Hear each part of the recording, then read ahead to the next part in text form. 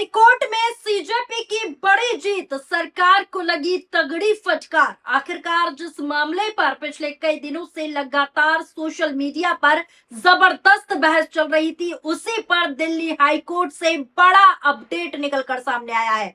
CJP यानी cockroach जनता party और उसके संस्थापक अभिजीत दीपके को कोर्ट से बड़ी राहत मिली है। जिस एक्स अकाउंट को ब्लॉक कर दिया गया था सरकार ने, अब उसे दोबारा अनब्लॉक करने का आदेश पूरी तरीके से दिल्ली हाई कोर्ट ने दे दिया है। नमस्कार, आदाब, सत श्री अकाल, स्वागत है आप सभी का पीआरबी में। आज की खबर सिर्फ एक सोशल मीडिया अकाउंट की नहीं है, बल्कि उस पूरे विवाद की है जिसने लाखों लोगों का ध्यान अपनी ओर खींच कर रख लिया है। पिछले कुछ समय से कॉकरोच जनता पार्टी यानी कि सीजेपी लगातार सोशल मीडिया पर चर्चा में थी। इसी बीच उसका एक्स अकाउंट ब्लॉक कर दिया गया सरकार के द्वारा। इसके बाद समर्थकों ने बड़े बड़े सवाल उठाए, विपक्ष ने भी प्रतिक्रिया दी और मामला सीधे सीधे पहुंच गया दिल्ली हाईकोर्ट तक। और अब दिल्ली हाईकोर्ट में जैसे ही मामला पहुंचा, इस पर सुनवाई हुई और कोर्ट ने बड़ी राहत दी। अब हाईकोर्ट में हुई सुनवाई के बाद जो सामने आया, उसने पूरे मामले की दिशा पूरी तरीके से बदल दी है। दरअसल अभिजीत दीपके ने अदालत में याचिका दाखिल की। याचिका दाखिल करते हुए कहा कि उनके एक्स अकाउंट पर लगाई गई रोक को हटाया जाए। सुनवाई के दौरान केंद्र सरकार की ओर से सॉलिसिटर जनरल तुषार मेहता मौजूद थे। सॉलिसिटर जनरल तुषार मेहता अदालत में मौजूद रहे। उन्होंने दलीलें दी सरकार की ओर से।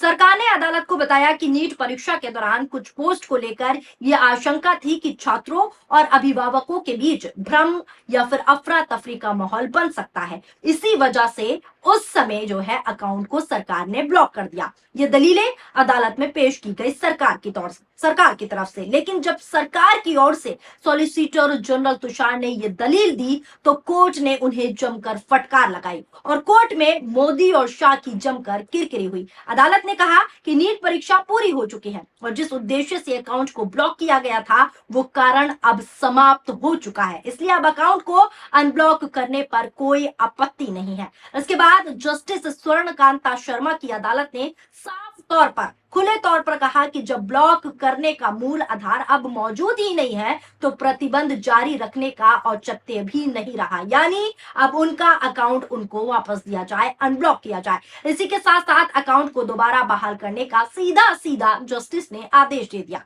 अब जरा हेडलाइन देखिए, कॉकरोच जनता पार्टी के एक्स हैंडल से हटेगा बैन, जस्टिस स्वर्णकांता शर्मा का फैसला। दूसरा हेडलाइन देखिए कि कैसे किरकिरी और फजीहत हुई है मोदी शाह की। जस्टिस स्वर्णकांता शर्मा ने अभिजीत दीपके को दी सबसे बड़ी खुशी, खत्म हो गया कॉकरोच जनता पार्टी का बैन। एक और हेडलाइन देखिए कि कैसे सोशल मीडिया पर भारतीय जनता पार्टी की फजीहत और कॉकरोच जनता पार्टी के जयकारे मच रहे हैं। कॉकरोच जनता पार्टी को दिल्ली हाईकोर्ट में किस मामले में मिली बड़ी राहत? जज बोली डर ही खत्म तो पाबंदी कैसी। अब जरा सिलसिलेवार तरीके से इस रिपोर्ट पर नजर डालिए।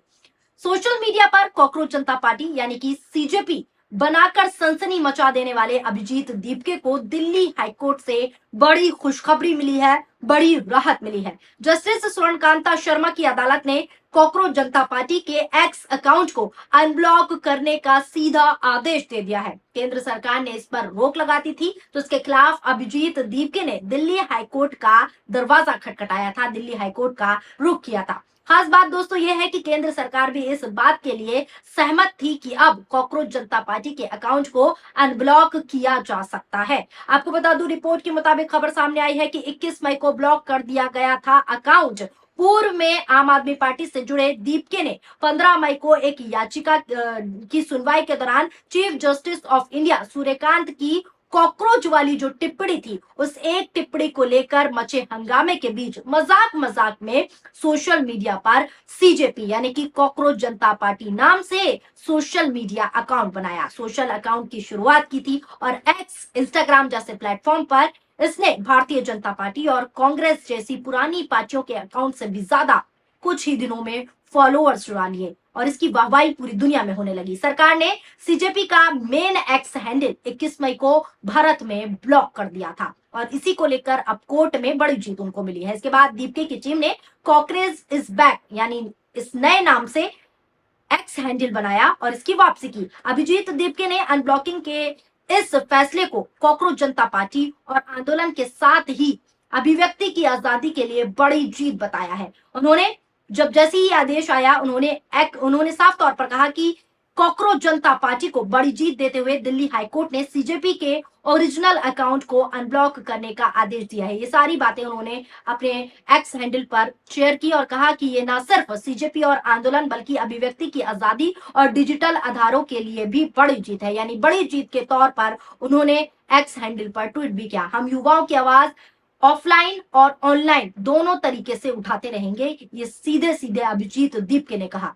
तो दोस्तों, जैसे ही ये खबर सामने आई, सोशल मीडिया पर प्रतिक्रियाओं की बाढ़ आ गई। सीजेपी के समर्थकों ने इसे बड़ी राहत, बड़ी जीत के तौर पर बताया। कई लोगों ने कहा कि अब उनकी आवाज फिर से सोशल मीडिया पर सुनी जा सकेगी। वहीं दूसरी तरफ साफ तौर पर सोशल मीडिया पर कुछ लोगों का यह भी कहना है कि ये फैसला साफ दिखाता है, साफ दर्शाता है कि कितनी भी तानाशाही कर लो, किसी भी प्रशासनिक कार्रवाई को अदालत में चुनौती दी जा सकती है और न्यायिक प्रक्रिया के जरिए उसका परीक्षण होता है। इसी बीच आपको बता दूं, जंतर मंतर पर चल रहे प्रदर्शन की भी चर्चा काफी तेज हो गई है। युवा अपनी मांगों को लेकर लगातार प्रदर्शन कर रहे हैं और प्रदर्शन की तस्वीरें मैं आपको स्क्रीन पर दिखा रही हूँ। सोशल मीडिया पर इन आंदोलनों की तस्वीरें और वीडियो लगातार वायरल हो रही हैं। प्रदर्शनकारी सरकार से बातचीत और समाधान की मांग कर रहे हैं और साथ ही साथ धर्मेंद्र प्रधान के इस्तीफे की मांग भी तेज हो गई है। हालांकि सरकार की ओर से अभी तक कोई रुख नहीं अपनाया गया है, ना कोई जवाब सामने आया है। लेकिन दोस्तों, इस पूरे मामले ने एक बार फिर ये सवाल जरूर खड़ा कर दिया है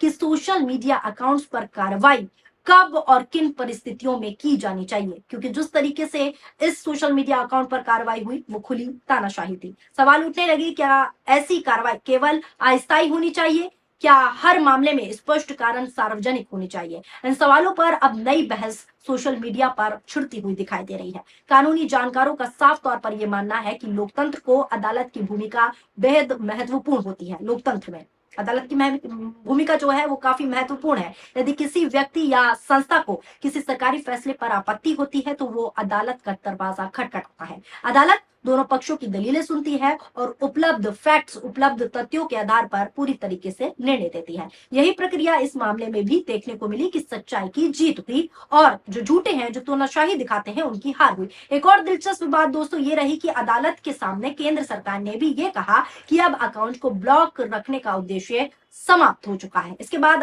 अदालत ने अकाउंट को बहाल करने का आदेश पारित किया, यानी कि अब सीजेपी का अकाउंट अनब्लॉक हो गया। अब सीजेपी का एक्स अकाउंट फिर से सक्रिय होगा और उसके साथ लाखों फॉलोअर्स जैसे पहले से ही जुड़े हुए थे, अब लाखों फिर से जुड़ जाएंगे और पोस्ट देख सकेंगे। दोस्तों, इस पूरे घटनाक्रम के बाद सोशल मीडिया दो हिस्सों में बंटता हुआ नजर आता है। एक वर्ग इसे अभिव्यक्ति की आजादी के नजरिए से साफ तौर पर देख रहा है, जो कोर्ट का फैसला हुआ है, और दूसरा वर्ग साफ तौर पर यह कह रहा है कि परीक्षा जैसे संवेदनशील समय में सरकार को ऐतिहासिक कदम उठाने का अधिकार भी है। यानी बहस अभी खत्म नहीं हुई है, लेकिन एक बात जरूर क्लियर हुई है, एक बात जरूर साफ हुई है कि मामला अदालत तक पहुंचा, दोनों पक्षों ने अपनी बात रखी और उसके बाद न्यायिक प्रक्रिया के तहत फैसला आया, कानूनी तौर पर फैसला आया। आने वाले समय में ये देखना दिलचस्प होगा कि सोशल मीडिया प्लेटफॉर्म पर इस तरह की कार्रवाई को लेकर क्या नए मानक तय होते हैं और क्या सरकार भविष्य में जो ऐसी परिस्थितियां हैं, ऐसी परिस्थितियों के लिए कोई स्पष्ट नीति लाती है या फिर नहीं। फिलहाल दिल्ली हाईकोर्ट के इस आदेश के बाद सीजेपी और अभिजीत दीपके एक बड़ी जीत के तौर पर एक बड़ी राहत मिलते हुए इसको देख रहे हैं। ये मामला आने वाले दिनों में भी चर्चा का विषय बन सकता है, क्योंकि अब लोग ये कह रहे हैं कि सीजेपी का अकाउंट वापस आ गया है, तो देखिए क्या कुछ नया होने वाला है। अब सवाल आपसे, क्या आपको लगता है कि अदालत का ये फैसला संतुलित है? क्या सोशल मीडिया पर अस्थायी रोक लगाने के नियम और स्पष्ट होने चाहिए, या फिर सवाल यह भी है सरकार ने उस समय जो कदम उठाया वो परिस्थितियों के अनुसार उचित था या फिर खुली तानाशाही थी? आपको क्या लगता है? अपनी राय कमेंट के जरिए जरूर बताएं। वीडियो पसंद आई हो तो वीडियो को लाइक कीजिए, हमारे चैनल पीआरबी को सब्सक्राइब करना ना भूलें। शुक्रिया, धन्यवाद, नमस्कार, जय हिंद, जय भारत।